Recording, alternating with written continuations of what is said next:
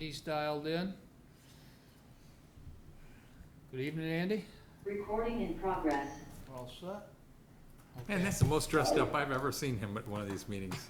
Look at that. He chose A not nice to. shirt on. I think he's dogging you out. I think he's got a hair. He's had his hair cut. He's just. Yeah, beard's growing nice. Yeah. He must be at a conference. I think he is. Okay, I'm going to call the Select Board meeting of Tuesday, November 14th to order. First item is approval of the agenda. So moved. Second. Moved and seconded. Is there anything anybody would like to add or delete from the agenda? Just note that under 8B, we also have the declaration of intent to bond for those South Street improvements, and Emily will go into that with you. And then under 8C, we have the declaration of intent to bond for the design of Baker Lane. Well, that answers my question, because I had absolutely no idea how we were going to borrow money without having a bond. And I thought maybe I'd missed something somewhere along the way. All right. Boy, I feel good about myself. So, addition to 8B and 8C, declarations to bond. Anything else? Hearing none, all in favor of approving the agenda with minor additions, signify by saying aye. Aye. Aye. Next is the approval of the consent agenda. I'll move. Second. Moved and seconded. Is there anything in the consent agenda anybody would like to call attention to? I'd like to just point out that our policy review committee is started up again, and I know it's later in the meeting we'll talk about it, but I saw those minutes and that looks good. So all in favor of approving the consent agenda as drafted, signify by saying aye. Aye. Aye. There was an airport report in there too as well, and I think this is the second one in a row, quarter, so. Yeah, we got it started back up thanks to a concerned citizen reminding us about it, and I think that try to keep that going. Citizen comments. I just got a letter from the state about the underground fuel tank at the airport. They're planning to replace that. And I saw all the addresses are included, so that's good. So we got it right this Yeah, time? right, I think, I saw the press cards were complaining, so I saw theirs on it. Good. Is there anybody with a hand up in the audience for citizen comments? I don't see anybody in the audience. So we're gonna move on, and we're gonna go to item number 6, Phase 2 report on Turning Point Center. Is Daniel Wallace with us?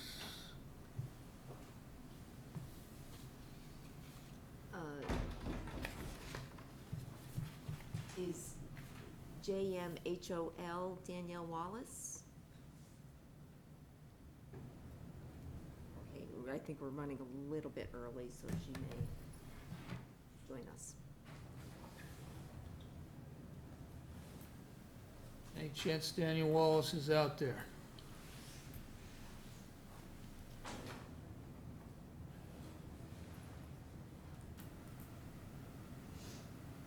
I'll keep an eye out for her. Okay, we'll bring Emily in and get started on Public Works.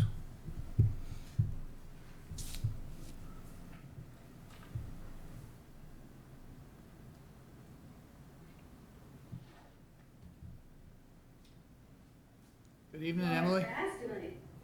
Yeah. So the first on my piece of it is we received the agreement from Wright Pierce Engineering for the wastewater treatment facility upgrade.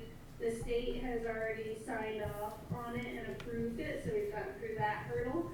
Now we just need the approval from the select board. Essentially, they have proposed a cost of $251,000 for the peer review and the amendment, and then an additional not to exceed amount of $20,000 for funding assistance So the 20,000 matches what we already had with Hoyle Tanner. I think Hoyle Tanner's original number was slightly lower. Let me find my notes. But we added the main pump, looking at the main pump station into the, Hoyle Tanner's was originally 279. But then we added the main pump station into this. So I think it kind of comes out the same, but we are getting the additional engineering on the pump station, which after the flooding this summer became readily apparent that we should probably be taking into consideration during this effort. I have a question.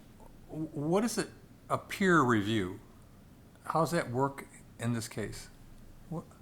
So the preliminary engineering report Oh, is the that's- first phase of this work. Okay, so and that peer was is an acronym? Completed by Tata Howard. The state did not fully approve what they submitted. So Wright Pierce and formerly Hoyle Tanner, were doing a peer review on what had been submitted to make modifications to it and amend it so that we could have an approved preliminary engineering report from the state. Okay, And I think the key component is by calling it a peer review, it gets reimbursed by the state still within the SRF funding. okay. And you say this contract is now, gonna be, $20,000 more than the previous one? Is it? No, so Hoyle Tanner's was originally 279. Okay. 279,000, which included the 20,000 towards funding assistance. So they started out at 259. This one starts out at 251. We've already paid Hoyle Tanner 41,460 to date. We did close out that contract, so that's our final payment on that one. But we're getting the additional effort of the pump station, the main pump station being looked at. So really, it comes out, when I was talking to the lead engineer on it, she thought that their rates were actually slightly lower than Hoyle Tanner's, but because we're adding that additional component, it's a little bit hard to completely decipher. Okay. It's not a clean exchange. Okay, thank you. Any other questions on that? I'll move to approve the preliminary engineering report peer review and addendum agreement with Wright Pierce for $251,000 for the peer review and an amount not to exceed $20,000 for related funding assistance. Second. Moved and seconded. Comments or questions? Hearing none, all in favor signify by saying aye. Aye. Uh, Looks like it's unanimous. Okay? Okay, next is the police station, I don't know what the building's called, the storage building that has the large bays that they keep, different vehicles in for impoundment and whatnot with investigations. That building is having, that side of the building with the garage bays is having a lot of issues with humidity and moisture, similar to what we saw in the other half of the building. We did seal off the other side of the building with a steel door during the efforts last spring, but the police department has been experiencing a lot of mold and just moisture impacting their vehicles. And so we called Newton to try to come in and do some brainstorming for some, just how we can keep air circulating in there better and try to dehumidify it as best as possible. It's a little bit tricky because the bay doors open. So when they do, then you're just letting in that whole mass of humidity again. So it's a little bit harder to isolate it. But what they suggested was doing 2 ceiling fans to at least keep things circulating in there. And then starting with 1 dehumidifier, the one that they initially proposed, which is in this packet, is slightly different than what we discussed at the infrastructure committee meeting. The one that he proposed, I forget the dollar value, it was a little bit less money. But Luther Tenney recommended this other brand that he's had success with. that's where the not to exceed 3,500, I forget the actual dollar value that he found, but he looked it up at the meeting. So I can circle back with Dennis on that one if that's something he'd be able to get, but Luther had experience with it, so it seemed valuable. Does these fans run on a sensor? They come on when it's needed, or I how think does they it would work? just stay on. The fans would just stay on to keep flow moving in there. There's a wall mounted heating unit, so it helps circulate that. There isn't I don't believe there's an air exchange unit in there, and there's no like heat pump or dehumidifier in there at this point. But the police have had to remove seats from the back seats of vehicles, and now there's also issues with the flooring in the mobile command unit from moisture. So, Is this all from this flooding this year, or has it been a problem before? Unfortunately not.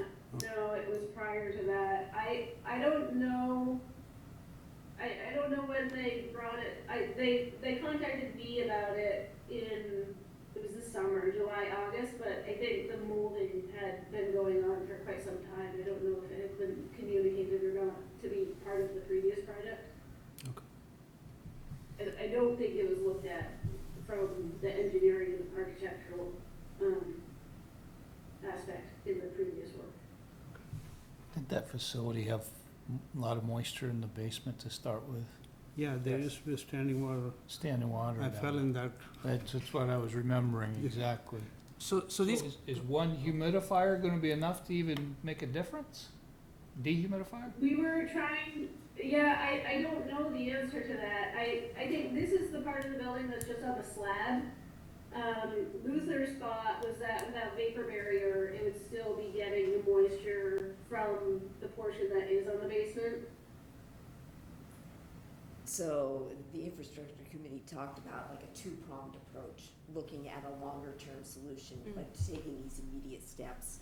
To at least just to start do something. reducing it? Yeah, yeah. these are pretty, cost-wise, small contracts, but, is there a lot of wiring to do the fans? Cause I looked online, the fans cost $280 a piece. The So commercial, there's already brackets there, so Dennis thought it'd be really easy to get them wired. So we've got, $4,000 in labor to install the fans. So, these are commercial fans, right?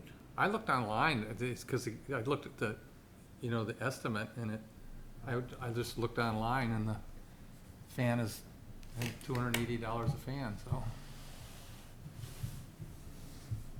Yeah, it's got the word commercial next to it, so. The dehumidifier is like $2,100. That was the one that he had recommended, but the one that Luther, yeah, I think his was less expensive, but Luther recommended a different model. Okay. Just sitting here talking, so, okay. So, Emily, there was a question about the, just verifying the price of the fans before going forward, so perhaps the select board could approve this now, pending, a double check on the cost of the supplies and the labor, the breakdown of those two. Okay, the other approach that we could take for right now, at the infrastructure committee, Bill mentioned that we have at least one, but he might have said two big fans, floor fans, that since the garage isn't using them this time of year, we could potentially bring them over there just to see if they made a difference without taking this approach of installing a ceiling fan. Can always start with that and see if it helps, just to get the air circulating.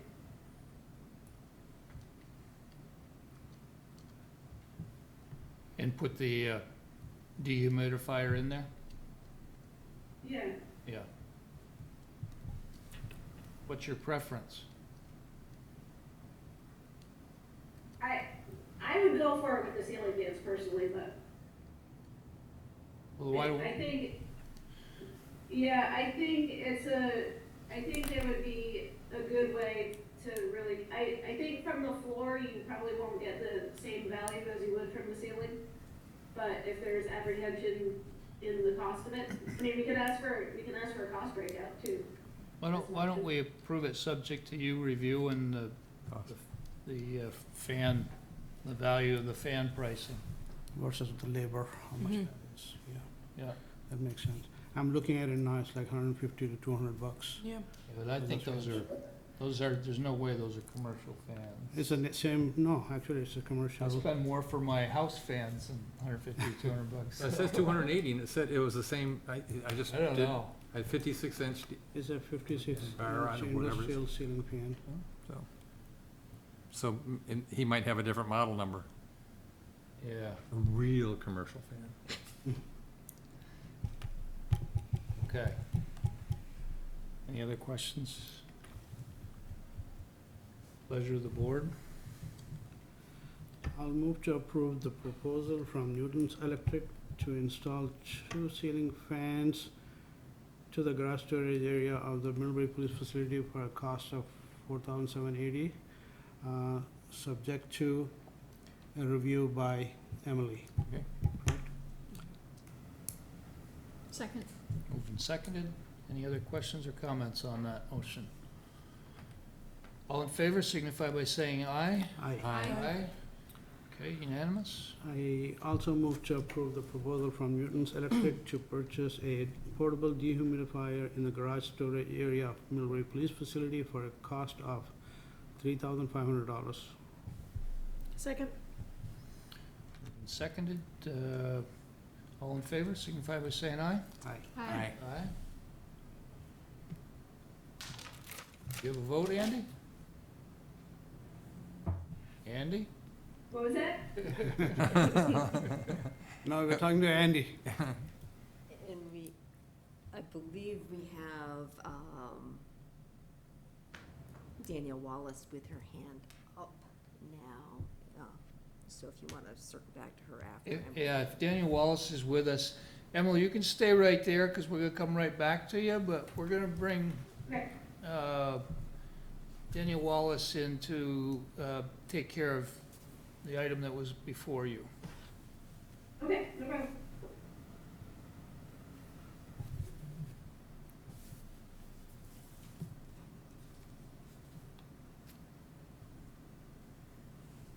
Hi, Danielle. I realized that I was under my other job's name, sorry about that. It's okay. Thank So, you so much for having me tonight. you're welcome.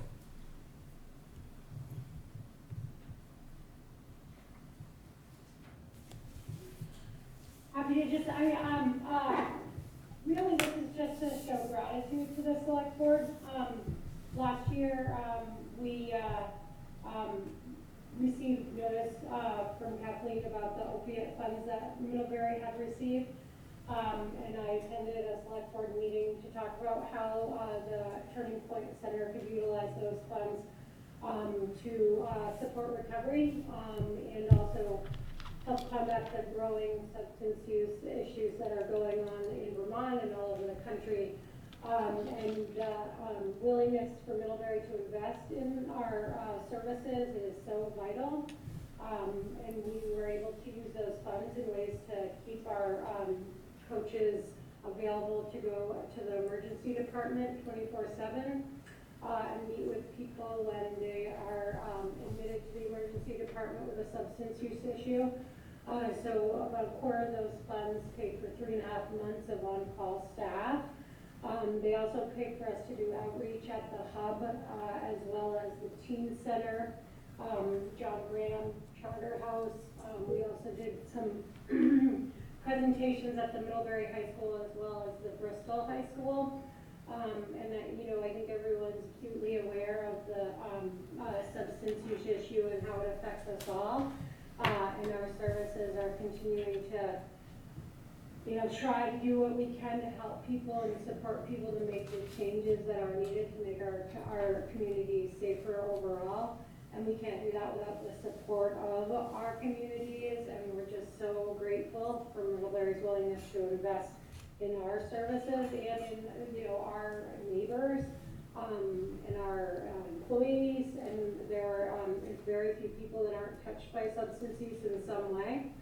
And, you know, we continue to try to do what we can. We're also involved in weekly street outreach now to try to bring our message to people, the unhoused population in Middlebury, so we're doing that a few times a week. And we can't do that without the continued support of our municipalities. I'm glad you were able to use it productively, and certainly we appreciate what you're doing as part of the team that's helping us work through these issues here in Middlebury. Yeah.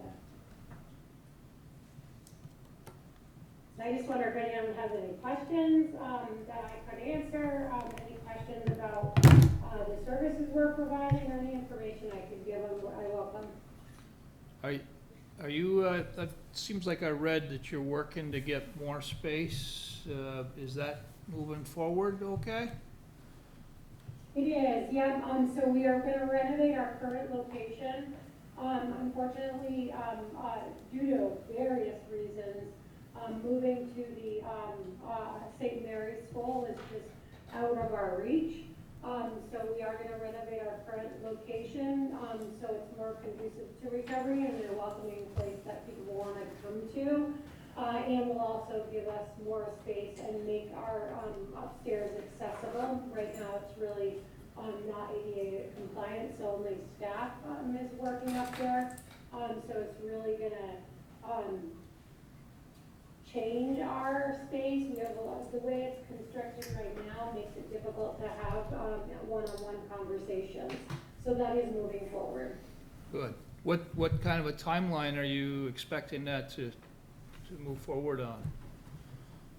Well, I mean, I think that's all kind of hinged on when we can get contractors on board. Yeah. We are real close. We received $1 million and from the HRSA, the federal government.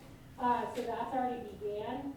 We have to do some environmental assessment, and then it's like when somebody has time. So we're at the beginning, our timeline, and you know, I guess the hope and dream is that we'll begin construction in about 6 months, and that construction will take about 6 months. But as all of us know, that may be a dream that doesn't happen as planned.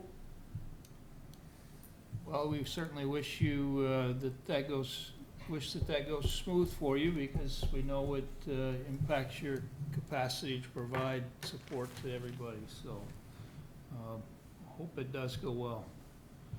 We appreciate you reporting to us and letting us know that you were able to use that very productively, and certainly I know we continue to partner with you through the town budget process, and I don't know if you're on our list I guess you are on our list. We'll be seeing you then as we do our budget review, and look forward to seeing all the metrics and how many people you're actually helping in our community. So, Yes. okay, thank you very much.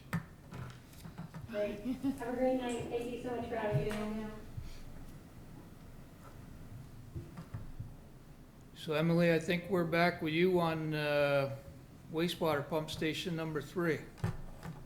Okay, so you may recall pump station 3 on Wade Ridge Road got severely impacted during the August flooding event.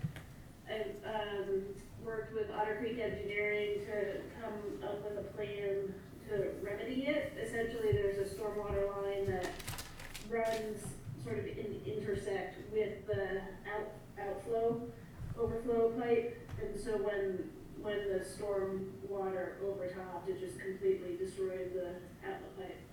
So we came up with a plan, working with FEMA mitigation in Otter Creek to realign the stormwater, put it into a closed pipe so that it can run in parallel.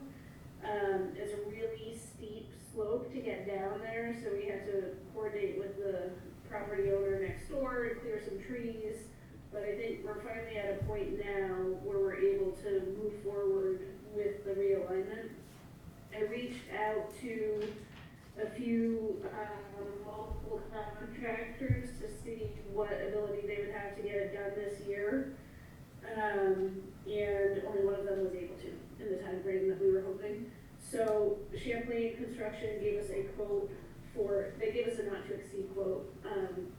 Working with FEMA, they wanted us to start procuring projects with lump sums as opposed to time and material, which baffled me to some degree.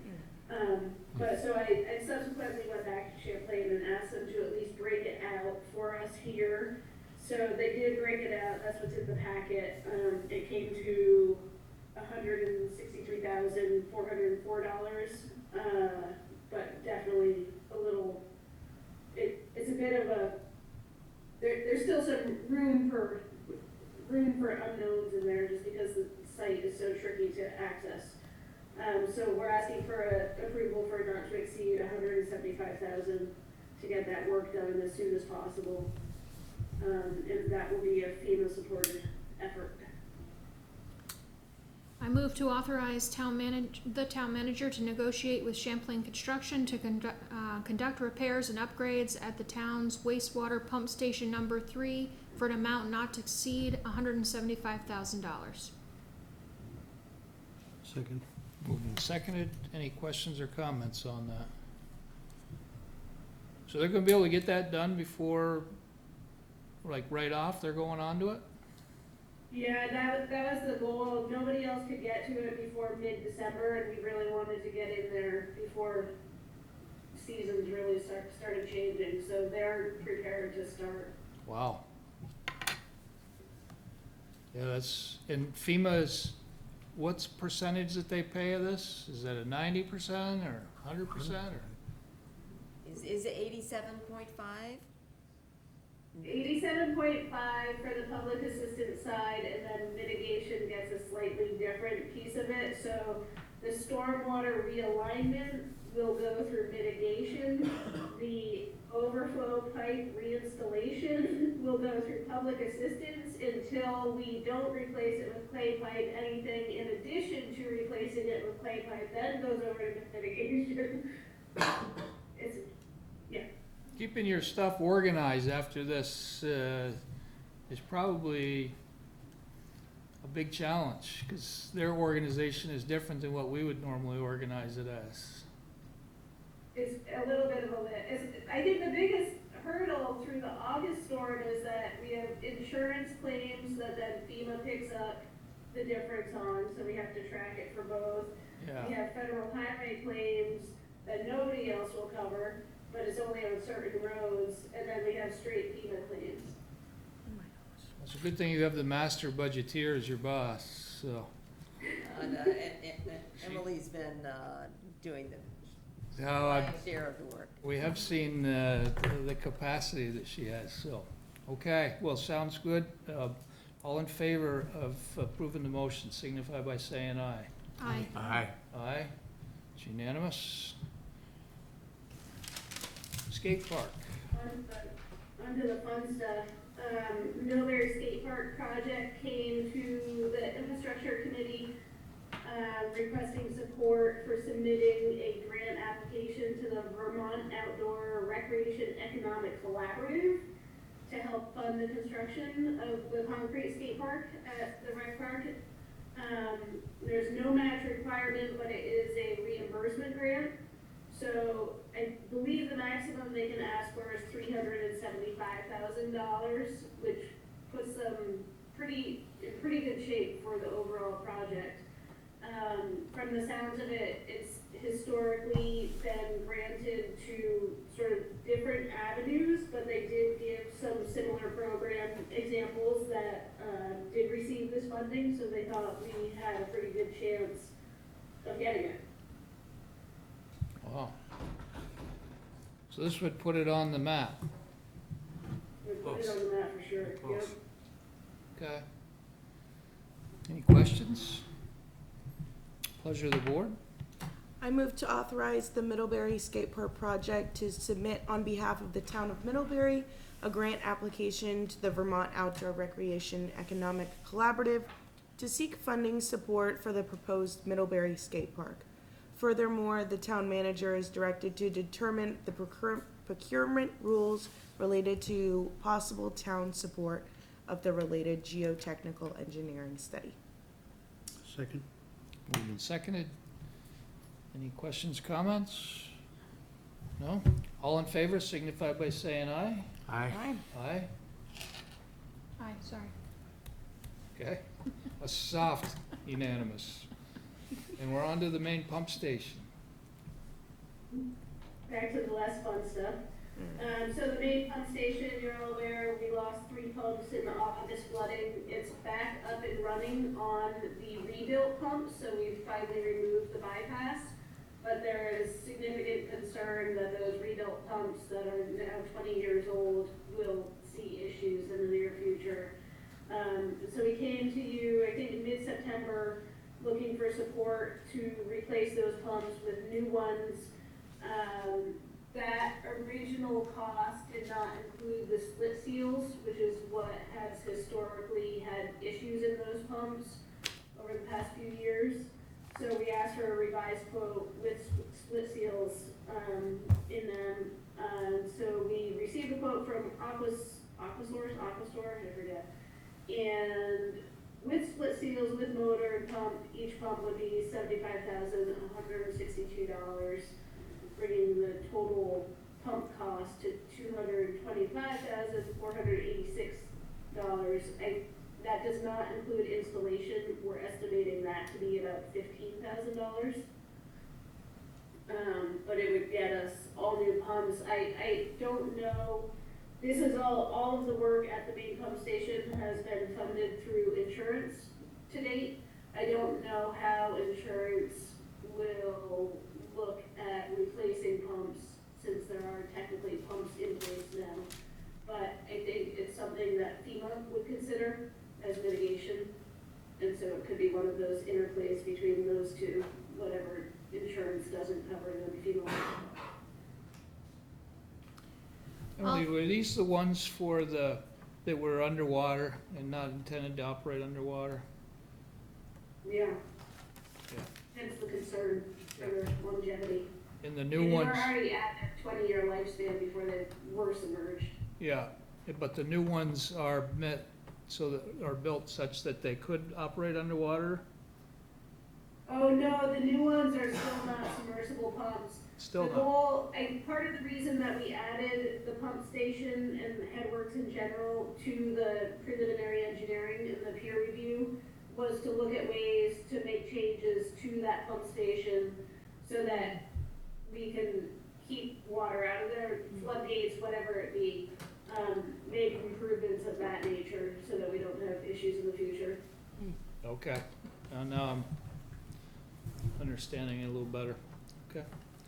Any other questions? Go Do we ahead. need to approve the installation cost at some point? What's that? I didn't hear you. Do we need to approve the installation cost at some point?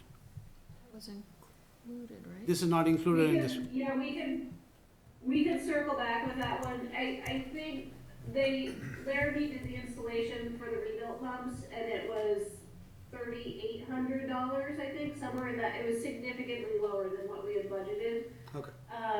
For this one, they will have to pull the pumps, and it's the entire assembly, so it will be a bigger project. So Bob and I were talking about it last week, and I think 15,000 is safe.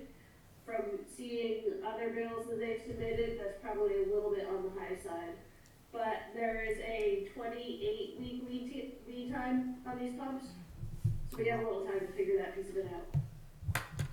Does it make sense to put that 15,000 in here so you're good to go when you get them, or you wanna just wait? It's entirely the pleasure of the board. I think I'd be inclined to Do it once and be done with it. increase too, the yeah. price Yeah, and absolutely, include, okay. So we don't have to come With back. with a installation cost not to exceed up to 15,000 maybe? So right I'm now just gonna, I'm gonna just call it 22500. 240, 486. So we have to do. So Emily, there is some risk here that insurance or FEMA's not gonna pick this tab up? Or all of it? Okay. And I assume Kathleen does magic to pay for it then? We do have some What's that? wastewater treatment reserves, and Hmm. we just have to dip into those. We had been saving for our wastewater treatment facility upgrade. Okay. Okay, it needs to be done and there's some risk involved and Yeah. we can cover it, but, okay. I'll move to authorize the Public Works Department to purchase 3 pumps, including motors and split seals from Aqua Solutions for a total cost of $225,486, including $15,000 not to exceed for pump installation for a total of $240,486. Second. Moved and seconded. Questions, comments? All in favor, signify. As long as it's clear that Aqua Solutions is not installing. Is that clear in the motion? It's not, but. It'll likely be Per- a different contractor installing. So, So we do are I need appro- to do a friendly amendment to that, Friendly amendment to clean that up a little? probably. So purchase from Aqua Solutions, installation by another contractor for not to exceed 15,000. Is that And what, did you second? Second. Are you good? Okay. Is that better, Emily? I think that's, Yeah, that seems correct. all in favor, signify by saying aye. Aye. Okay. Other public work project updates. A couple quick updates. South Street did get paved today. The northbound lane is done, and then they got halfway across the services. They will be finishing that effort tomorrow, so hopefully Wow. people are happier about the ride on South Street because it's been getting a little bit rough on a few of those crossings. There's still a valve cluster to do in Green Mountain Place intersection, and then potentially one out on Route 30, but that might get pushed to next year. They might do some tree clearing between Benedict Lane and the funeral home, just to prep for next year, but pretty much the major construction will be wrapping up shortly here, this week really, on South Street. Halliday Road Pump Station, the housing for the generator is installed. Champlain has been having a hard time with the company that they got the generator from, has not been delivered yet. So I did speak with them the other day and warned them that it's as of November 22nd. The date that their contract is for the generator, it has to be delivered by the 22nd. So Champlain has now warned the generator company that they will be getting the liquidated damages that the town will be putting on Champlain if the generator is not on site. So at least the conversation's starting. I don't know the lead time still. They don't know. Everything else is ready for the generator. Once it's installed, it's about 15 days worth of work and they'll be done there. So we're still running on the old system. They're in charge of it if anything goes wrong. So I'm not too concerned about it, but we're definitely keeping it on our radar to make sure it keeps moving, hopefully quickly. Any questions on that one? I drafted a RFQ for construction inspection, just to provide us some other options and avenues, potentially having people available for stormwater inspection, highway projects, water work, sort of playing around with it in different ways so that we're not just specifically using the engineers that design projects to be the boots on the ground also. I think it will give the town a little bit more flexibility. We don't have to take the approach like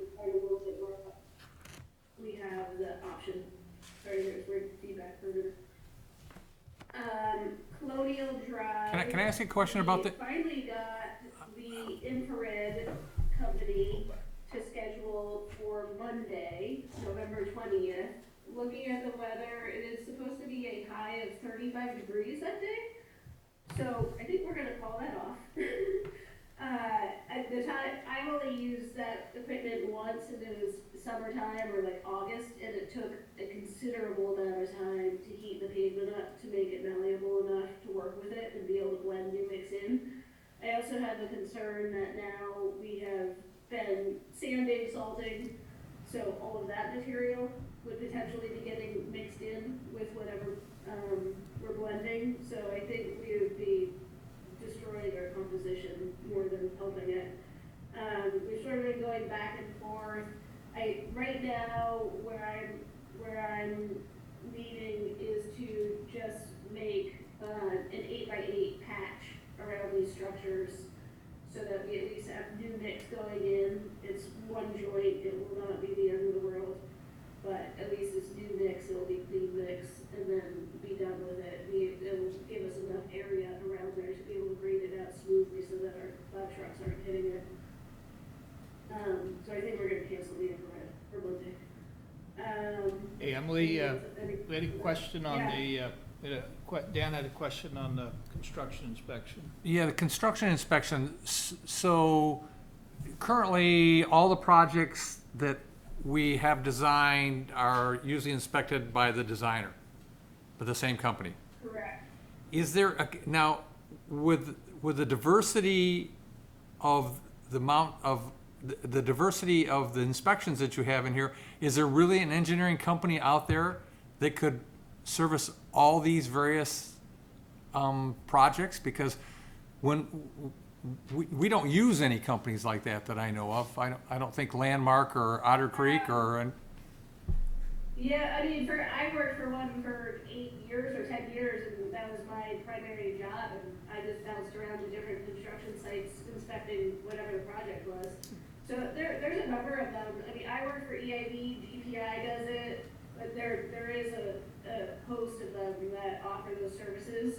I think it gives a little more flexibility. You don't necessarily need to have somebody on site at all times. I think we would still need coordination with the engineer for doing as-builts or any changes or anything like that. So I think that would still have to be taken into consideration.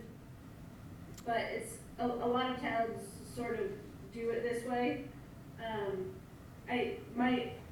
Part of my concern is that by always using the design engineer, you are also using, I think there's value both ways. It's putting additional eyes on the project, that don't have the attachment to the actual design of it. They are looking for the finished product. And so I think there's value added there. And I think it gives a different relationship in those capacities. okay, will it not cost more because those eyes are not, they're gonna have to take time to learn the design and the plan. So wouldn't it cost more in the long run to do it that way? Because the design engineers obviously know it. I don't know that it necessarily does. I think it's worth putting it out as an RFQ to see what we get for quotes, and then if it's not the approach that we decide to take. I think I've talked to Kathleen about it a little bit too, just to have somebody on staff. It's sort of a way to start looking at other options within the town to see if that would be a valuable tool to have in-house. Oh, okay. All right, thank you. Yep. Okay, is that it for that one? Yes. Okay, the energy committee came to infrastructure meeting last week to propose a grant application for EV charging location or charging infrastructure throughout town. They get the level 2 charging usually takes like 6 hours for a full charge for a vehicle, and then level 3 is much faster, like half an hour, somewhere in that ballpark. So there is a grant available now just for level 2 charging.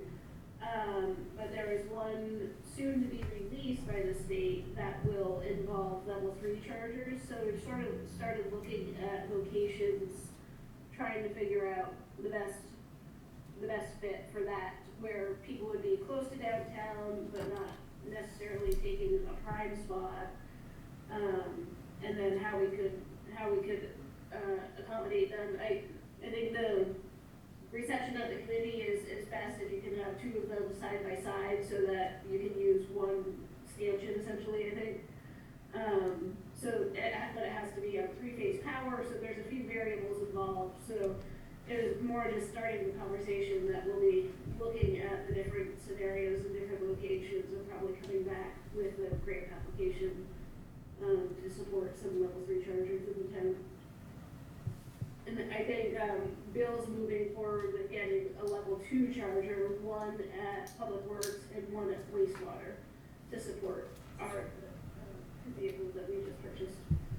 So how are those electric vehicles working out for you? They're good. Like, I think we're still learning the ropes. Bob used his to drive to a conference in New Hampshire, and I don't think he got the mileage he hoped, so he had to make some quick pit stops. So it's part of the learning curve. I'm letting Bob learn it, and then he cycles all the information back. He makes us good. That'll be funny. Okay, thank you. They're comfortable. They're great little cars, but they're just, for what I've used it for, it's been fine. So, we'll see. Great. I saw one driving around. It's got this town sticker on the side. Yep. Looks like a Maserati. Yeah, it did. It is. Looked really fast. Yeah. Just didn't want to run into anything with that thing. Okay, so let's move on to the infrastructure project financing.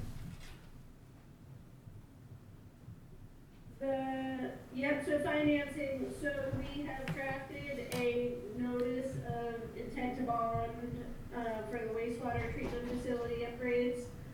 We're looking for support for $26 million in bonding, which will, if we get voter approval on that, it will, better chance of state funding through the revolving fund in this next cycle.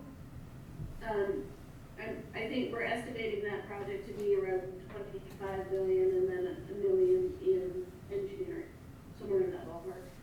But very preliminary stages at this point, so a little hard to Can I ask a pinpoint question? it, but we will get state funding for it and hopefully additional funding as well.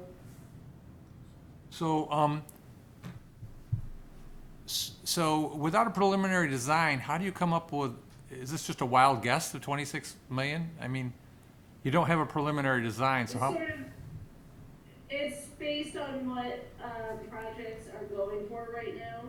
For other, a lot of towns are sort of going through the same hurdles that we're in. We're making changes, hang on, I have to change, close the door first. We're making changes to the original recommendation, which was moving us away from using the sequential batch reactors. And after a lot of conversations with the crew, it felt to me like we were reinventing the wheel. It's taken a long time to get our solids dialed in using those SBRs, but we have a pretty good system now. So I don't think, and the crew is on board, I don't think it's the right time or the right decision to start over that whole process.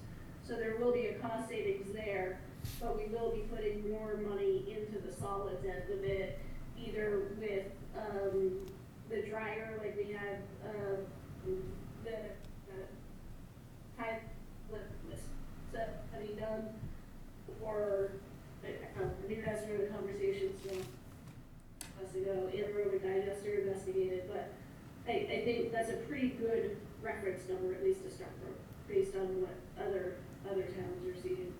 And ultimately, we should be pretty successful in getting most of this paid for with a grant? We'll get Clean Water State Revolving Fund, will help support the project. They'll definitely support us for all the engineering efforts, and then I'm sure they'll support through a lot of construction too, but there's also, USDA, rural development, there's congressional funding, there's different sources, which is why Wright Pierce is pretty, or well, Jenny at Wright Pierce now Right. is pretty phenomenal seeking out this funding. I was out to dinner with them a couple of weeks ago, and she's also working with Virginia right now, and pretty much secured as much funding as you could possibly get for the efforts that they have to do there. So I think we're in pretty good hands when it turns to funding. It's just a matter of getting us to the point where we know what we're asking for. Okay. All right, thank you. Yep. Any other questions? Pleasure of the board.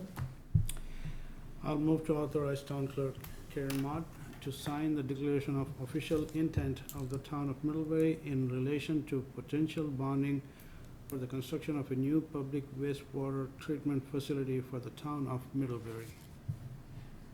Second? Moved and seconded, comments or questions? When we put this up for vote, the bonding, we spend a great deal of time and effort letting the voters know that this is just a procedure, that their wastewater rates are not gonna go up Well, quadruple, and understand that it's really not gonna affect their taxes at all too, because it's a wastewater project? Emily did a really nice job with the water storage tank, Yeah, yep. breaking down what Yep. the impact was going to be on the tax rate, on the utility rate, and the water rate particularly, and what the sources of funding might be. Okay. Yeah, but 3 million and 26 million is a different level of concern about a voter. They might sign off on a $3 million bond without even caring, but 26 million is gonna get their attention. Yep. Cause we haven't, have we ever, It would probably be valuable if we started doing some marketing efforts way ahead of the voting cycle, even if we could get things up on the webpage with more information. right. This is probably the biggest bond we've ever put up for vote in history, probably, town. Every year they're gonna be time waits, but 26 million is a lot big. You're thinking about for next town meeting? Emily, will we have the information we need from the engineers to submit it for a bond in March? I am hoping to. I'll circle back with Jenny on that. I think the original intent was to be at a 90% preliminary engineering or the peer review for December, but with the change in contracts, that got delayed a little bit. It'll be close, it'll be tight. I didn't think we were that far along on this project. I'm Me- surprised to see this. Yes. It Yeah. got me by I surprise. know. Yeah, but you have to remember, this starts the conversation, like, just like all the other funding, like when we're going for grants and stuff, this demonstrates public support for the project, Right, which then allows us to go and request the funding. right. And so we have to get this in place before we can do some of that other work. Yeah, I understand. I wasn't aware that it was coming up this soon. Well, I think that's how long it takes for the whole, this project is what, still 3-4 years out, Right. maybe for I'm gonna construction? go 5. 5, yeah, so, Yeah, 5. And a bond vote's good for how long? The bond vote's good, Or once they voted for it, we can do it at any time?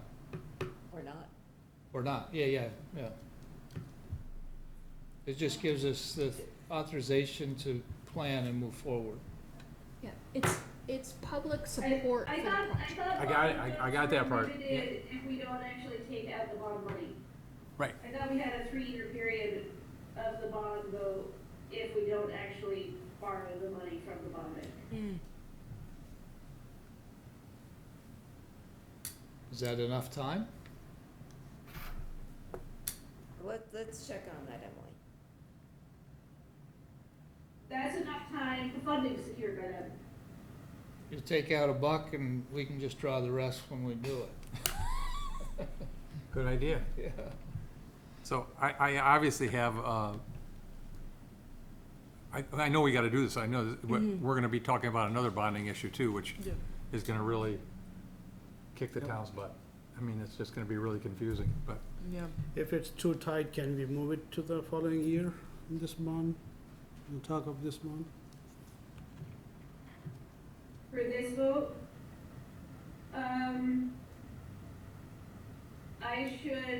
I should find out from the state revolving fund from those folks before we make that decision. I would be hesitant to say yes, because this would get us, we need to qualify on the priority list so that the state can start knowing that they have funding secured for this, knowing that the time frame is about 5 years out for construction. Okay, so this is a function of timing of the state's planning, and they plan on a 5-year cycle, so we have to notify them so they can put us into the queue. Is that what I'm understanding? Yeah, essentially, because this puts us into the full engineering queue, Yeah, which can be about a 2 to 3 year period, and then it puts us into the additional construction queue. okay. Well, we still have time to work on it. This is just a declaration. Did we vote on that yet, by the way? No. we got a motion on the We table. just had a motion. Okay, any other questions? All in favor of the motion signify by saying aye. Aye. Aye. Aye. Okay, it's unanimous. Clean water loan financing. So I put us in similar to the wastewater treatment system or facility. I added our name to the priority list for the South Street upgrades for phase 5, which includes separating the sewer and stormwater, and then also making stormwater treatment improvements, and then it'll be the final roadway work and bump outs and things of that nature. And so we've already secured $664,000 from ARPA funded clean water SRF funding. But what I submitted last winter got us approved for another $498,200.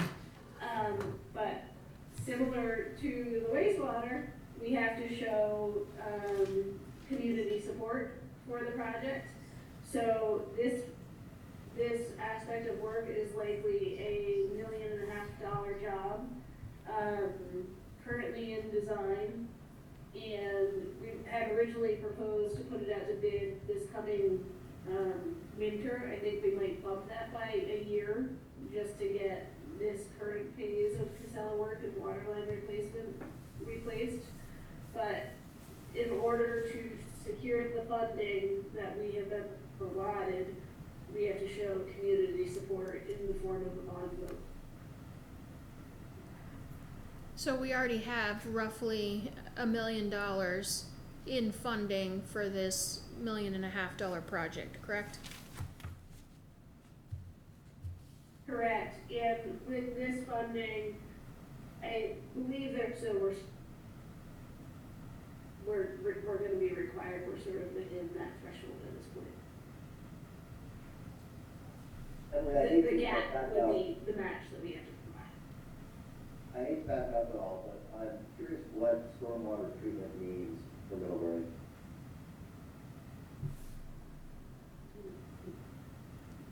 It depends on the location. Okay, so for the South Street upgrades that you're talking about. So for the South Street upgrades, it would be to provide some treatment to roadway surfaces. It's not a mandatory project, it's not a permit requirement.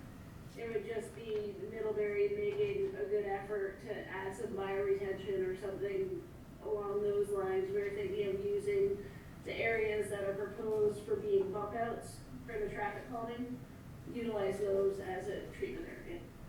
Gotcha, okay, cool. Any other questions? Pleasure of the board. I'll move to approve the proposed application by the town of Middlebury to the state of Vermont's, I'm on the right one, right? Yep. Vermont's Clean Water Loan Program for $1.5 million to help finance the final phase of the South Street Infrastructure Project. The authority to bond will be placed before the public as an article at the 2024 Middlebury Town Meeting. Second. Seconded by Farhad. Any questions, comments? All in favor signify by saying aye. Aye. Aye. Aye. Unanimous. And then we had the Old ones? declaration of intent. Yes, and now we need to authorize Town Clerk Karen Mott. Yep. It's not written down there, but, It's on the next motion, right? No, I'll move to authorize Town Clerk Karen Mott to sign the declaration of official intent, the town of Middlebury in relation to bonding for the construction of the South Street Phase 5 project, for the town of Middlebury. Second. You can all in have it. favor signify by saying aye. Aye. Aye. Aye. Aye. Okay, I'm gonna sound like a broken record, but we submitted for the Clean Water State Revolving Fund, priority list last winter for Bakery Lane, sewer and stormwater improvements. And they have awarded us $944,871 towards that project. I've been working with Otter Creek on the design of that. It's about 90% designed. We still need to secure some easements, and figure out how to actually construct it without impacting businesses, because it will heavily impact both Taste of India and Haymaker Run. So we are trying to get creative there. We might have to do it as a 6-week complete shutdown and just pay for the business costs for that time period. And it'll be really hard. They have very staggered deliveries, so it's hard to line up. It'll be a pretty deep excavation. It's complicated. So we still have to figure those components out. But the state did secure these funds for us, and so similar to the previous 2 projects, we need to show community support as a bond vote, to be able to move the project forward and get the funding allowed. I'll move to approve submitting by the town of Middlebury to the state of Vermont revolving loan program an application for $1.2 million for public infrastructure improvements to Bakery Lane. The authority to bond will be placed before the public as an article at the 2024 Middlebury Town Meeting. Second. All in favor? Aye. Aye. Do we need to do Yep. that same? Yep. Okay, on it. I'm Oh, just wait. realizing that I don't know if that's the amount that we should be approving on both of these. I'm so sorry, because that's not the amount that they are awarding us. That's for the bond vote. It's 2 different numbers. Isn't that what we have? What's that? So the Okay. program, So just no numbers on the 2 applications for the funding then, Emily, is that what you're saying? Yeah, like for Bakery Lane, for example, the state has awarded us $944,871. I think the overall project cost will be 1.2 million, so we need to Sure. ask for the bond approval for the 1.2 million. That's what it's in there. But the actual motion for, the application, I don't know. So 1.2 minus 944 something. Well, we could have an interpretation that the 997 is less than the 1.2 million, so less is good. It does give And us so an we extra- could modify the application accordingly. We could even give you the authority in a motion. So let's handle this. We still have to go back and do a motion for the town clerk to I'll do that. sign the declaration. I move to authorize Town Clerk Karen Mott to sign the declaration of official intent of the town of Middlebury in relation to potential bonding for the construction. And this one was Bakery, Bakery Lane, right? Yes. Yes. For Bakery Yeah. Lane construction project for the town of Middlebury. Second. All in favor, signify by saying aye. aye. Aye. Aye. Aye. Okay, and then we need to provide authorization for them to amend the applications in 8B and 8C for the loan for the For the grant amount. grant amount. Right. So you want me to, Can you do that you could do that in one motion? Yeah, 8B and C. I move to authorize, town manager to complete the application with the amounts, received from the state revolving loan fund on the South Street infrastructure project and the Bakery Lane grant applications. Is that sort of close? It's understood. Or words thereof. Yeah. Beth, can you clean that up for me, please? Second, All in favor? aye. Aye. Okay, I think you had one more, Emily? Yep. Adams Acres? One more. Yes, I'm just asking for approval to apply for a grant, it's a stormwater grant.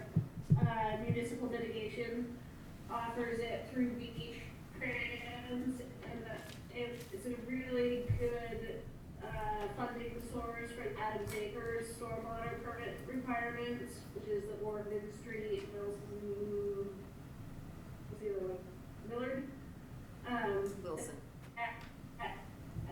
Neighborhood, they see a way needed, and it would be about 15% roadway surface if we have a chance of receiving the funding. That project's in very preliminary design, which was just sort of to get us to a point of being able to apply for grants. This grant covers 80% of whatever is awarded, and then there's a town, or it would be a split match of 20% between us and the other parties on the permit. It would cover both design and construction. I move depending to, on what they- I'll move to approve giving Public Works the authority to submit in the future to the state of Vermont a municipal mitigation grant application to help fund the necessary work for the Adams Acres stormwater permit. Second. All in favor, signify by saying aye. Aye. Aye. Aye. So Emily, before we let you go, I'm just curious, you didn't really seem to have much for the agenda this evening. What are you doing with your time? I've been taking a lot of time off, I appreciate it. I just wonder how you're gonna see the light of day if all of these projects start coming through.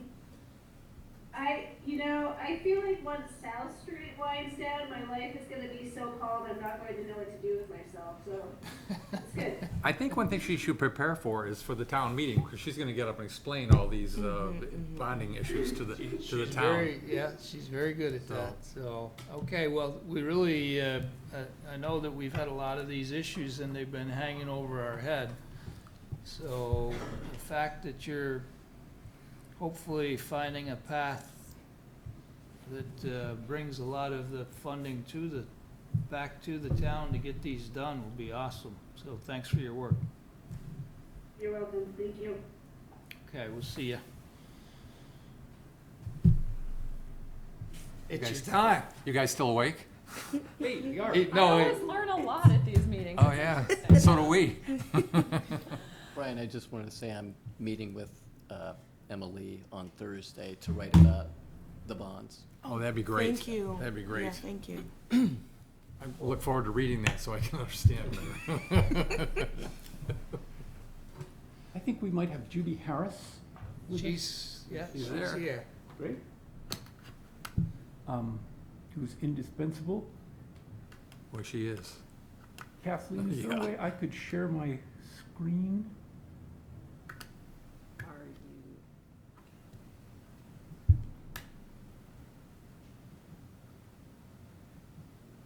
We have exciting things to show you here, so. There we go. I've been promoted. I'm now a panelist. Congratulations. Thank you. So Andy, unfortunately, when Dana and I are sitting up here at the table, we're not able to see the interesting faces that you're making on the screen there. So, but the host has disabled screen sharing. I just changed Oh, that. thank you so much.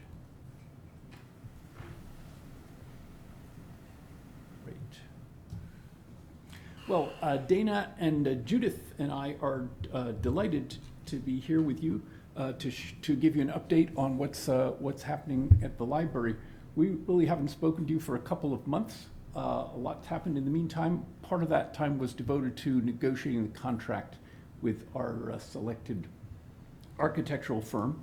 And you'll recall that the firm and the design that we opted to go with was Weeman Lamphere, and this was kind of what the back of their conceptual design looked like. And Dana's going to bring you up to speed on some things that have happened since then. So the design team was definitely able to hit the ground running. We had a lot of community feedback from that design competition. So they were looking at things like figuring out how to save parking while spilling over into that upper lot. Lots of feedback from engineers that visited the site, feedback from historic preservation, and we'll talk more about those coming up. There was a consideration of separating program spaces after meeting with library staff and holding a few other internal stakeholder meetings, so that feedback was being integrated. And then just overall trying to reduce the square footage and bring the budget down, looking at different ways that we could do that. So throughout all these initial efforts, the project team has really continued to believe that a 2-story addition is the way to go. There's a lot of reasons for that, but the two that I would underscore really go hand in hand, and that's safety and long-term operating cost savings. So every floor that we have needs to be staffed, needs to have a circulation desk. Right now, our staffing accommodates 2 circulation desks. If we go up to a 3rd floor, we would need to staff a 3rd desk. I've started to think about what that would look like, and you can kind of do the math. We're open for 55 hours a week. We would need at least the equivalent of 2 full-time staff people to cover that. Weeman Lamphere brought in an architect that is a specialist in library design, and his name is Dennis Humphreys. And he shared with us that in his experience, the long-term employee costs of adding floors never exceed the real or perceived construction cost savings that you get up front.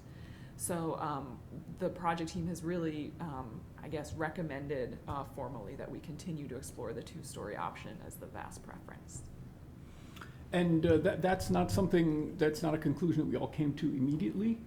There were some folks who were quite skeptical that 2 floors were the way to go. Ken Perrine was one of those people. I think at our most recent meeting with the architects, we were pretty much unanimous that it's the way to go. And an important factor here also has to do with safety and being able to see what's going on, the sight lines. It's much easier to monitor 2 floors than 3. So we feel pretty strongly about this, and we're happy to talk with you more about it as we go on.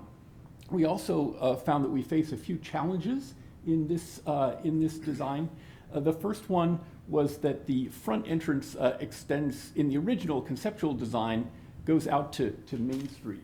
I don't know if you can see my mouse here, but I'm kind of circling this extension. And even though the original design was trying, not to overshadow the 1924 building, some people liked it. They thought it activated the Main Street. It acknowledged the fact that we're in a downtown area. Not everybody was a big fan.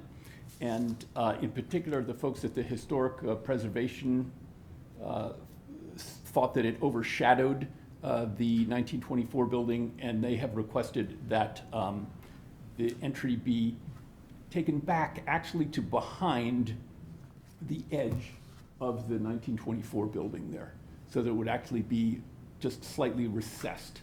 And here's an early sketch of what that might have looked like. In this sketch, it almost looks like there's something coming out from in front of the building, but in fact it would not be coming out in front of the building, it would be behind. Well, this in turn reveals our neighbors to the north at 7173 Main Street, so they're thinking about how perhaps we could put in some screening there, maybe plantings or something. But the challenge with having these two entrances now is we have these stairs, and then we have this other entrance, which is going to be the one that we're really going to want people to go into. So we had this great idea that maybe we could have a porch up here with like a patio. People could look down coming by on Main Street. Might look something like this. And the historic preservation people said, "Nuh-uh, you're not going to do anything with those stairs. They're integral to the design. They need to stay." So what we're imagining at the moment is that the stairs are still there, but there's some planters or something at the top that discourage people from trying to get in that door, which will not be open. And that we have a gradually curving, handicapped accessible sidewalk that goes from the sidewalk between the library and the town offices, kind of curving across, and maybe this is just a little bit bigger, and going across to this main entry here, and perhaps there's some seating along there. It's been pointed out that from this point of view, the library is smiling. So that's kind of the current thinking about the front entrance. The original design, many people like this idea of a patio, kind of energizing again the rear, looking down to the potential EDI site and so on. I'm sure you'll be surprised to learn that members of the community were concerned about the loss of parking. And so we had to think about how could we, remember we're talking about keeping the 2 stories. If you're going to have 2 stories, it's going to be a little bit bigger. So this is the current thinking. We just got this image today from the architects of a possible way of keeping on 2 stories. Still the building goes out into the current parking lot, but angling or rotating the parking like that towards the top of the hill that comes up from Bakery Lane. Is this pretty clear to everybody what's happening? Izzy, you look. Yep. You got it? I got it now. Okay, so here's the road up from Bakery Lane. This is Cross Street over on the right. You turn in here, and it would be canted a little bit like that. This would require a retaining wall about halfway over that would be sort of a partial retaining wall, and that we'd probably lose a tree there. Joe, so the broken line is the current parking lot. Thank you, Farhad. Yes, the dotted line here at the top and also down here at the bottom shows That's where the the current, current yeah. parking lot is located. Here's another way of looking at it. This is that design imposed on a satellite image, so you can kind of get a sense of where the current parking lot is and what is being suggested here. So what this would do, we would be reducing the footprint of the building from that original concept. It would sort of angle a little bit to the east here. And the part of the issue is that if you look at this dotted blue line here, that's the current plot owned by the town on which the library rests. We might need something in the form of a boundary line adjustment. I'm not sure what the lawyers would make of this to extend the library onto this piece of property, which is also town-owned. Not quite sure about that. So the third area that I've been getting a real education in has to do with the utilities.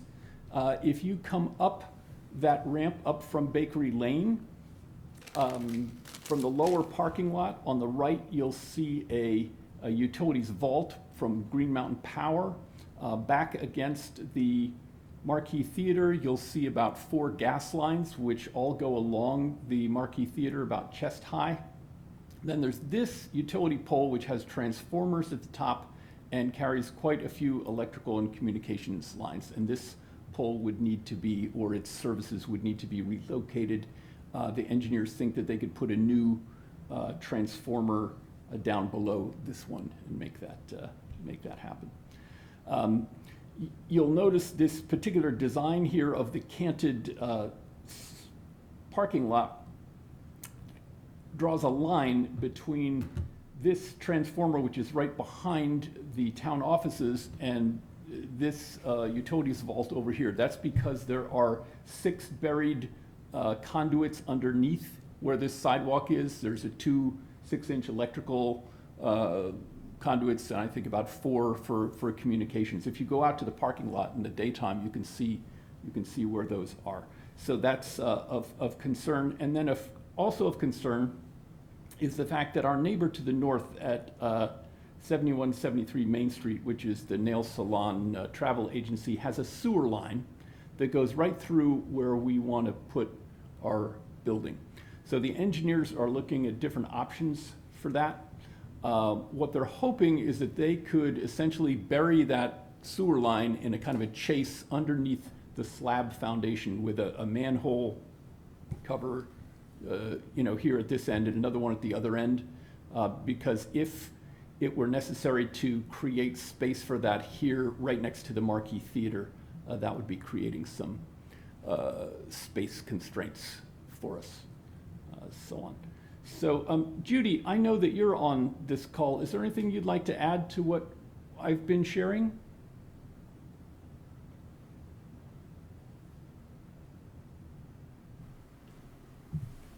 No, I think that's thorough enough for where we are. This, at this stage in schematic design, it's really kind of the age of discovery for lots of things, and I think everyone was a little surprised by the actual paths of the utilities that were discovered. So we're just trying to figure out how to deal with them. I think there's a meeting tomorrow morning with the electrical engineer to talk about how to service 7173 Main for power, because that cannot be buried. So we're just working through the details of it. So far there are no showstoppers. I think we're in pretty good shape. But I think, again, we're still kind of in the process of schematic design. Things are not set in concrete. We're still, making some changes in the interior of the building and the program. But we need to be sure that we are giving our designers and architects, and by the way, this is the old design. This is not the current design. But we need to be sure that we're giving our architects and designers accurate information going forward, so we don't get a few months down the road and then say, oh no, wait, we want it to be 3 stories. Oh no, wait, we don't want to do that with the parking lot. I'm going to give you a quick recap of our timeline going forward and then open it up for you all for discussion. Right now, this yellow line shows our schematic design process, which should be going through about mid-January. In December, we'll be holding some more focus groups and opportunities for public input with public meetings. The engineers are working on some things. And then critically, here in early December, there's going to be a progress cost review. And at that point, we'll be able to compare the anticipated cost of the project as it's all kind of coming together with our available sources of funding. So that's kind of the near future as far as that goes. Anything? I guess I would just echo Joe and say we want to make sure that we're going in the right direction and that we're giving the architects the accurate feedback that they need to keep exploring this option. As Joe mentioned, we don't know exactly what would be needed to build in that upper lot legally, if it would need to be some kind of adjustment, but we're looking for feedback from the board, I suppose, to see if you think this is going in the right direction and if that's something that's feasible from your perspective. Because we were super excited to find out we can save the parking spots. That was huge, exciting news to us. It is. And I forgot to mention something. Farhad, do you want to? No. Tell them your big surprise.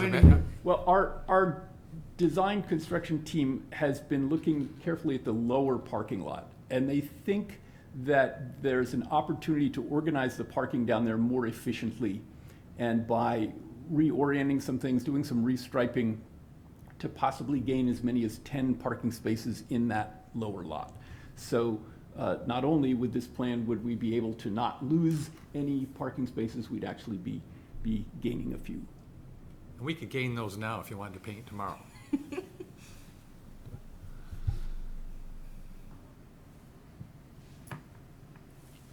Questions, comments? I think it's a clever way of maintaining the very parking unique- spaces. Yeah. I do. Kathleen, why do they have to be concerned with the boundary? Are they a separate entity than the town? So I think this is part of the piece that came to us through Middlebury College. It is. Mhm. So I think we do have to do a boundary line adjustment, Oh, or okay. at least look into that, which I will do. Okay. This last couple weeks has been really fun and exciting. The design team is really fabulous, and their library consultant, he's remarkable, and he's got a lot of past history with buildings that look like this, and what we can do and what we can't do. And I think he made several changes to the design that they're looking at. But when you get the whole briefing and you hear the whole thing, it's pretty exciting. To include a fireplace, a magic fireplace that doesn't really burn, but It's the ambiance. it's with gases and steam or something. Water vapor. It's water vapor, and it looks like a real fire. But that is, in the old library, that gathering room can be designed to be flexible, to be used as lectures, cocktail parties, or reading rooms, or anything like that, so. I met with Dana earlier today, and she said there was gonna be a bar in there. That's right, it can be. I put that on my wish list. I haven't seen it in the drawings yet, but we'll Can see. have it on wheels. Yeah, Coffee bar.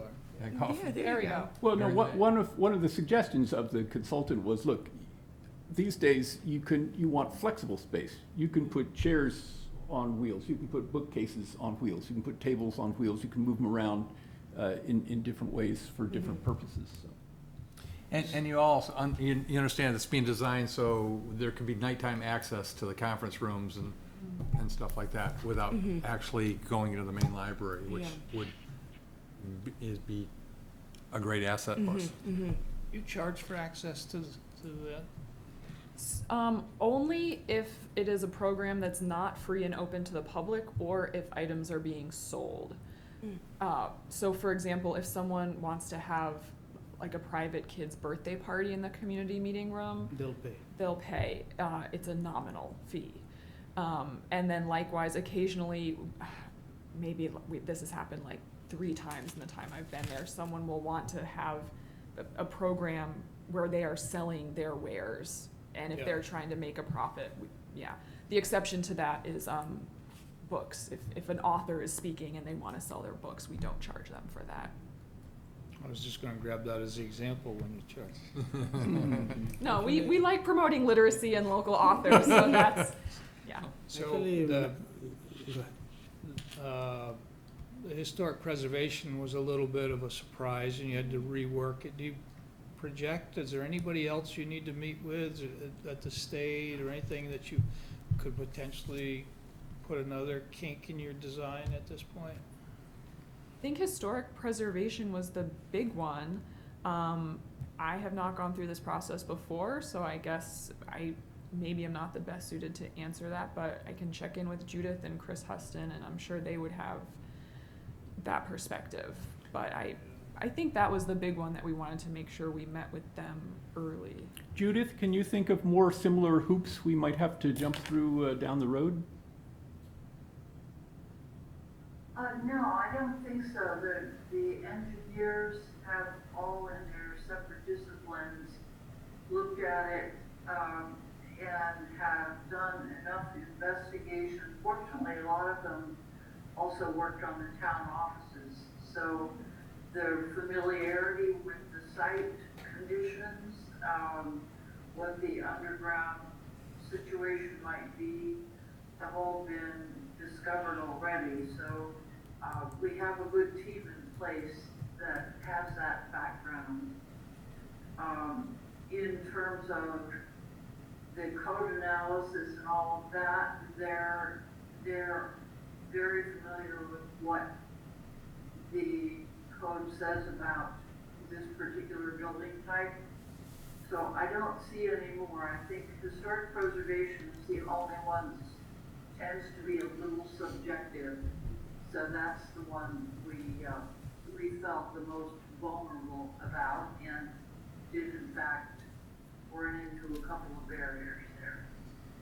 Well, and that they also told us that, you know, the main reading room that you go into, the kind of historic part, we can't make a lot of changes in that space. Judith, are there any implications that you can think of rotating the parking for a possible future EDI project? Not that I can think of. The two sites do not overlap. We'll be altering the grades a little bit at the top and essentially building a retaining wall across probably a third of that steep sloped bank. But I don't see that as having any impact on EDI at all that is negative. It's, I think that was one of the exciting things about this design when we looked at it originally, is that the view from the Cross Street Bridge and the notion that the backs of these buildings were in fact kind of a new front that we needed to consider is consistent with where EDI will go also. So I see them as being complementary for sure.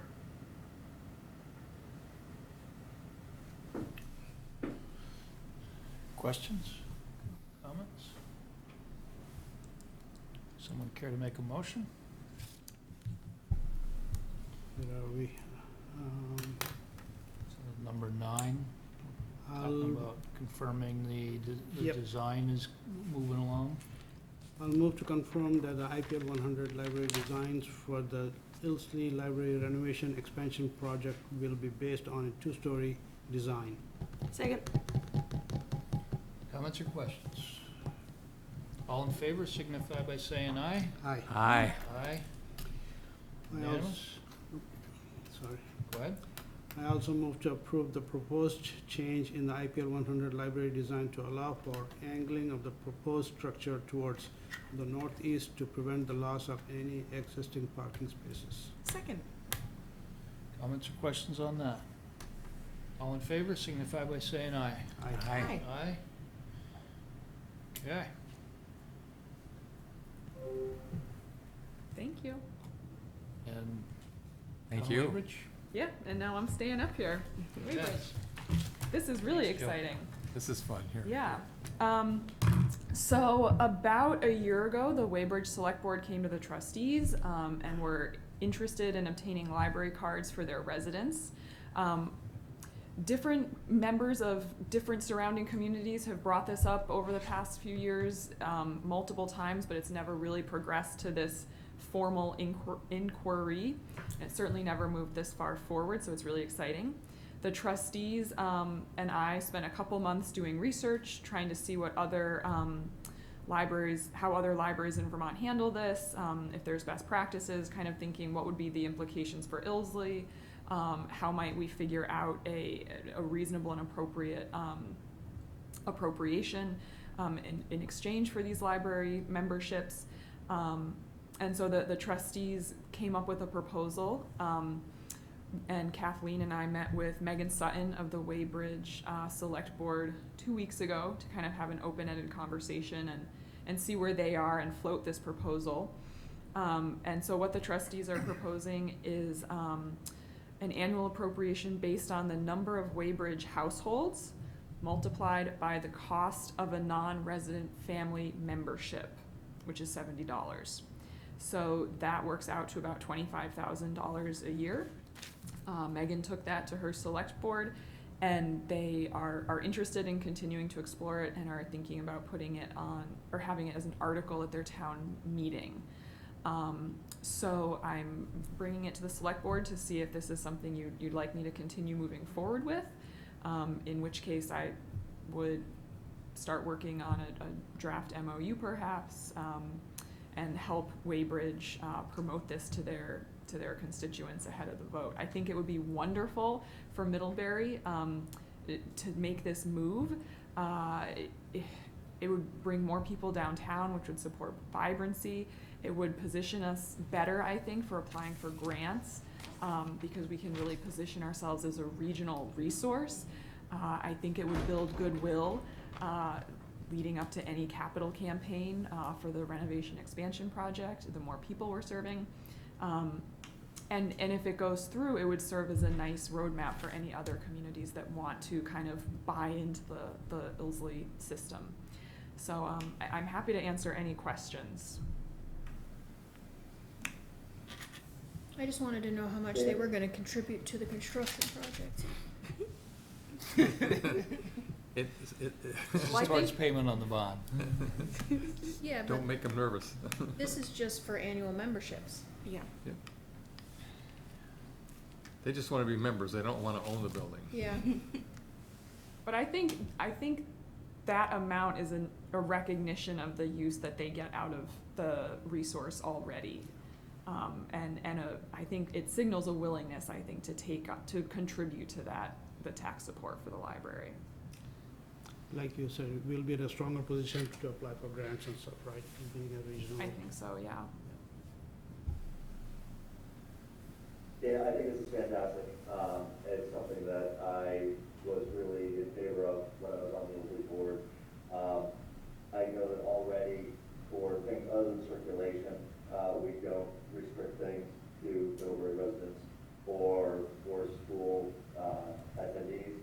And the idea that this resource is one that's used by the surrounding towns, particularly those that do not have their own fully staffed libraries, is, I think, important, and I really appreciate Waybridge bringing this to Middlebury. That's wonderful. I'd say you've got a vote of confidence, so Great, Yep. keep moving forward with it. thanks everyone. Okay, Thank you. thank you. Do we meet this? We don't meet this week, do we? We don't need a motion? I think so. No motion. It's on my calendar, I don't know why. We shifted so that we I could be remember. ready for this meeting. Yep. Kathleen, update on the policy review committee? Why don't we let David take it? Yeah, there we go. Good evening, everybody. Evening, Dave. Oh my gosh. How did he do that? Andy's having too much fun with the graphics. In the hearts and. It's just being irritating is all. That was pretty good. I liked it. I liked it when I was ears like that. It's good, the best part. So we had this group's first organizational meeting a few weeks back, and we took care of a couple basic things, how often the group would meet, who would lead the meeting, and then we reviewed more, regarding more substantively some of the initial topics that had been brought to our attention.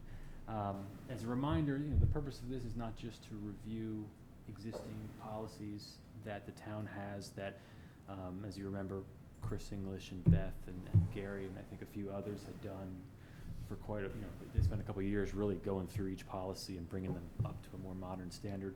But also to the extent that this board has a public policy curiosity about a topic or an idea or an issue that they've heard about that they'd like to have somebody do a little more work into before it's ready for prime time. This group serves as that if it's needed. And so the ideas would come from you. It would come from your recommendations. And so with that in mind, we had an initial discussion about a topic that was brought up, I think, by a couple board members about short-term rental housing. And the memo's on the website, but we sort of gathered the facts and you can see relative to the ski towns in Burlington, this issue is not anywhere close to the scope that you're seeing in the rest of the state.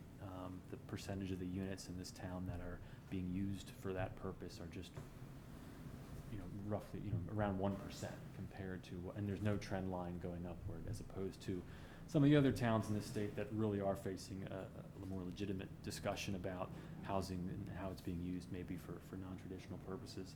A couple other topics briefly were, somebody raised the idea of needing some sort of policy in place in the event that this town decides to put cameras in the public space. And that's not something we have to reinvent the wheel on. If there's other cameras in Burlington or Montpelier, we certainly can get a policy similar to those that would satisfy the town attorney and then police department.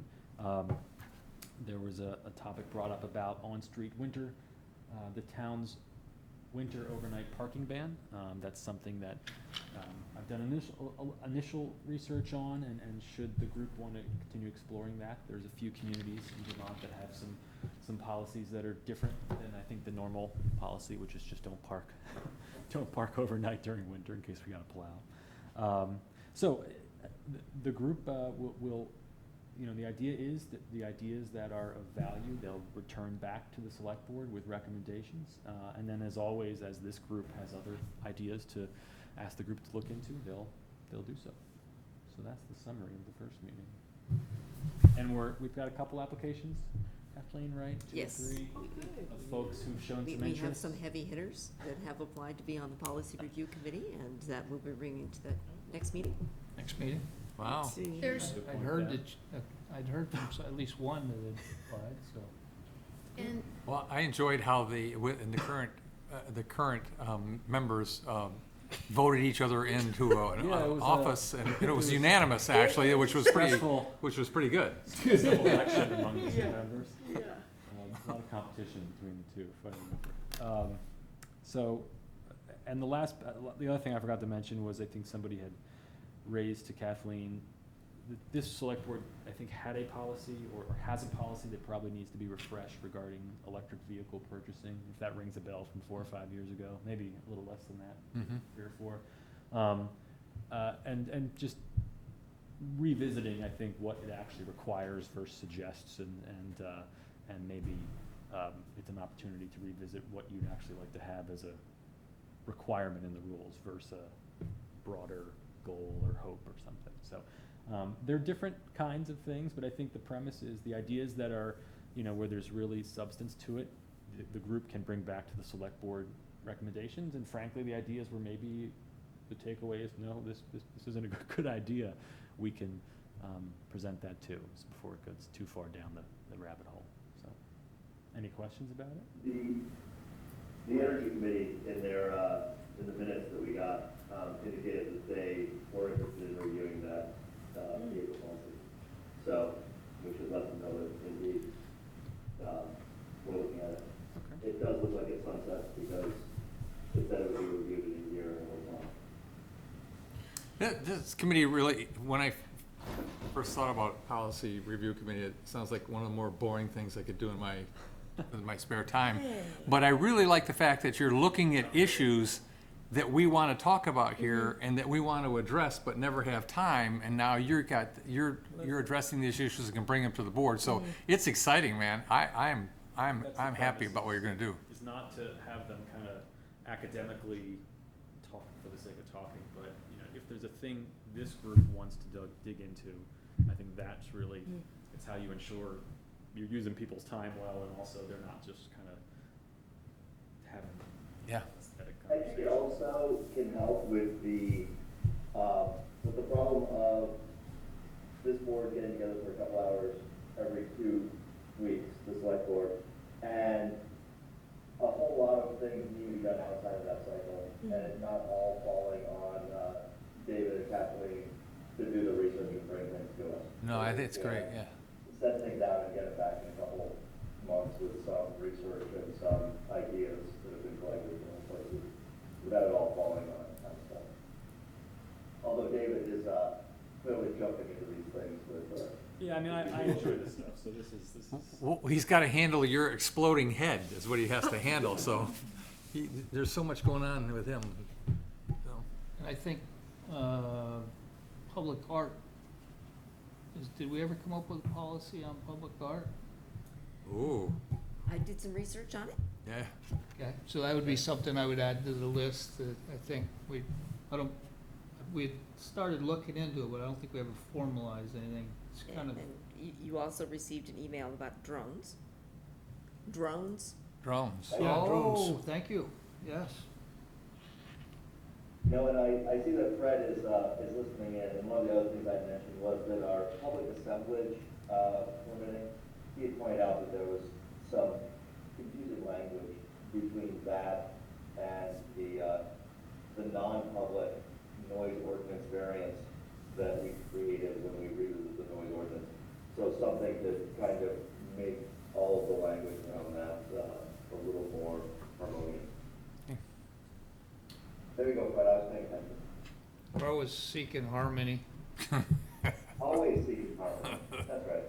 Is there any limit to the number of people we can appoint to that?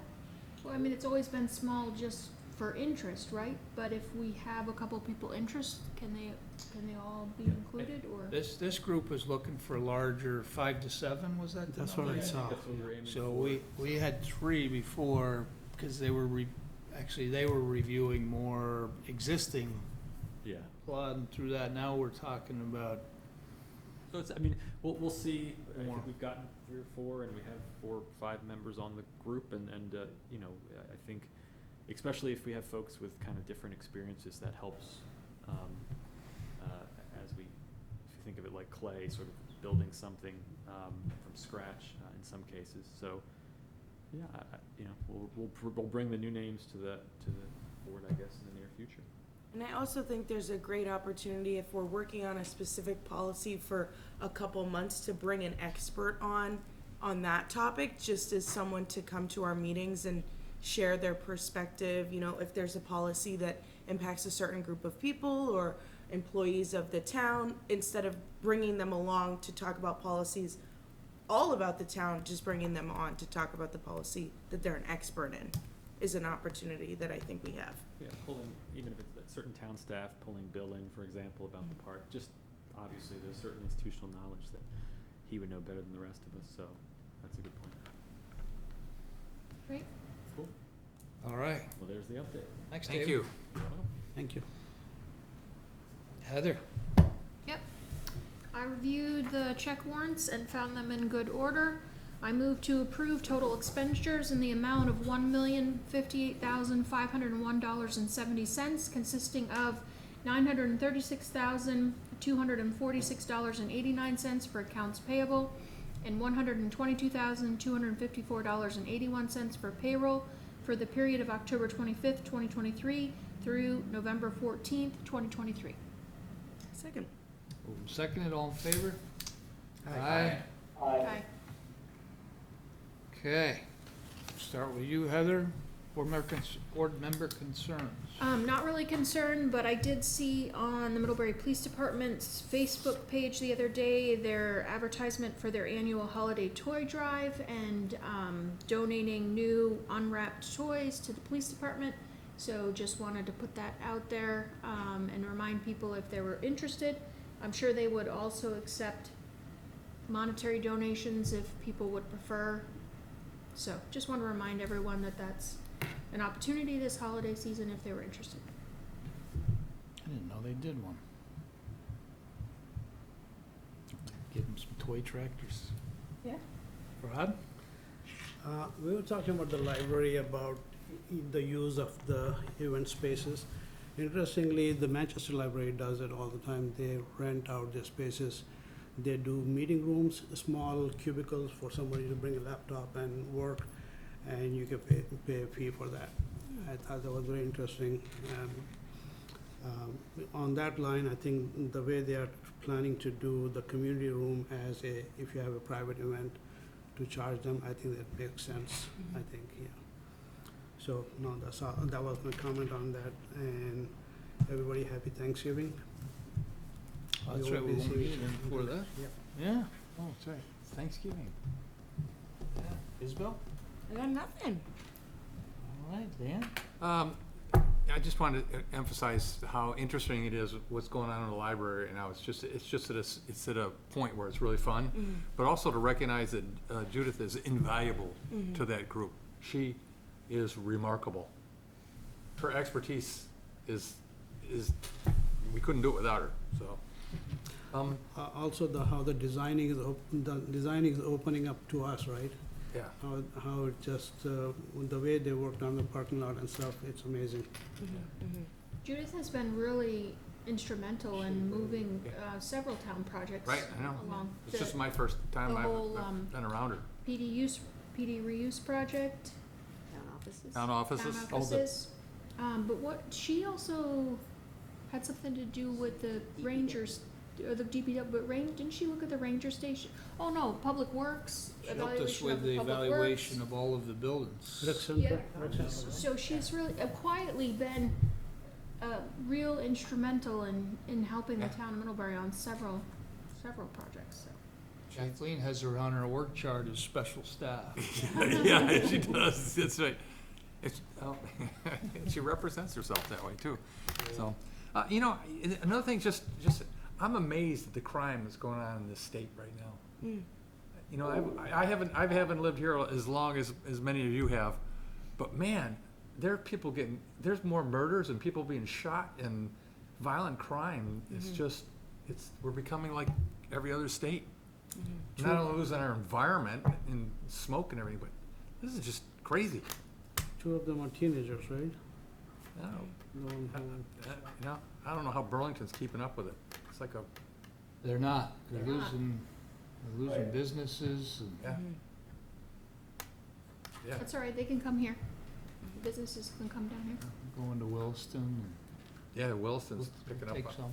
Yep, Essex. We need housing though, businesses can come, but their employees can't. Yeah. We've got no housing for the employees. Yeah. Let's build it. Let's build it. What do you got, Andy? I've got nothing, I can't wait to get home. It's lovely down here, there's so much amazing music, I got to catch a Federers game the other night. They have real hockey fans, I was surprised, but I am, ready to go. It's too flat, it's too warm. Where are you? I'm in Nashville. Oh, Nashville. Oh, were you there for the TAG conference? That was last week. I am here for the Guidewire Connection Conference. Anyway. Wow. A whole lot of it. Sounds pretty exciting. That's, Oh, it's amazing. So some members of my office went to the TAG conference in Nashville last week, and they presented at staff meeting today some information, and one of the things they presented was that everywhere you go, they're building in Nashville, and they estimate 100 people a day moving into Nashville. Talk about a housing, housing problem. we can't handle 3 people a day. 1 person a day would be overwhelming for us. Yeah. So if you wanna go where it's happening, Yeah, but it won't be the same if it keeps at that pace. Okay. Hey, We have need for, first I just want to say how, being thankful, I'm thankful for our town staff and everything everybody does. And I'm thankful, I've been enjoying working with all of you. And so I hope you all have a nice Thanksgiving and are able to spend it with family and friends. Thank you. thank you, Brent. Same to you. We have need for an executive session. Would somebody like to lead us into that? I've got it right here if you want. Yes, me to. please do. In accordance with Vermont's open meeting law requirements, I move that the board find that premature general knowledge of the consideration of legal matters would clearly place the select board at a substantial disadvantage because the select board risks disclosing its legal strategy if it discusses the legal matters in public. Second. All in favor? Aye. I further move that the board enter into executive session to discuss the legal matters under the provisions of Title I, Section 313A1 of the Vermont statutes. Second. All in favor? Aye. Aye. Aye. Okay, we're in executive session at 8:55 on some legal matters.